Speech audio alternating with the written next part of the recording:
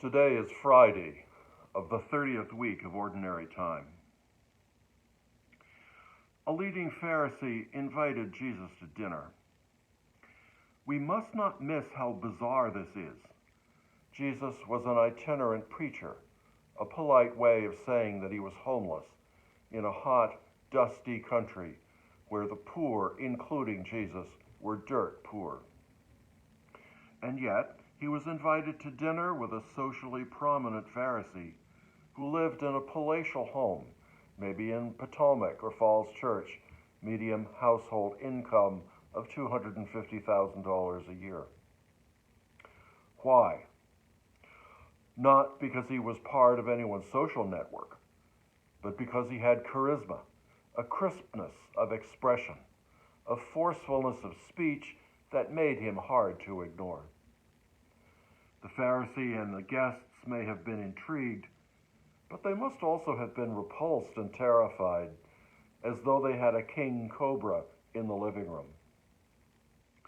At one point, Jesus, ever compassionate, wanted to heal a guest whose ankles and feet were swollen. Since it was the Sabbath, he asked his hosts and guests whether it was permissible for him to heal the guest. The text then says that they were unable to answer the question. This is not quite right. They knew perfectly well that their understanding of the law said that he should not heal on the Sabbath. But they were afraid to say so, because they knew that Jesus, King Cobra, would castigate them for failing to be compassionate to someone in need. And so they said nothing. This is the way it is with corrupt power. Suppose I went in my black suit to the mega home of a U.S. senator and pointed out the injustice of denying Merrick Garland a hearing and a vote 7 months before the election, while rushing Amy Coney Barrett through at the last minute. My host's initial reaction would be to say nothing, because they would know that their behavior had been hypocritical. Raw power is mute when confronted, because hypocrisy bears no examining. And raw power's usual response to confrontation is to ignore and, if necessary, repress and kill. I'd be lucky to get out of there alive. In the face of raw power, we need raw faith. Raw faith, in contrast to saccharine, sentimental, unthinking faith, fuels the heroic struggle against evil in all its forms. The little flower battling tuberculosis with no painkillers.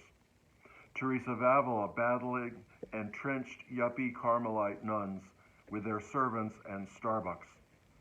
Jesus tortured and crucified by the dishonest, self-serving religious elite. Our raw faith must sustain us as we watch a newly conservative Supreme Court make its judgments, including, perhaps, about the election. Our raw faith must lead us up to and through next Tuesday's election, with its vast potential for violence in the service of mendacity, racial bigotry, and self-aggrandizement.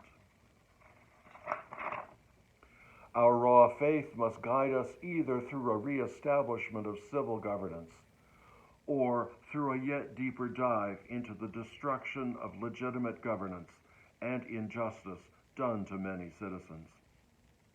As usual, Jesus is our model. Raw faith in the Father's love, clarity of mission, courage, strength, compassion, and above all, love for creation, love for the Creator.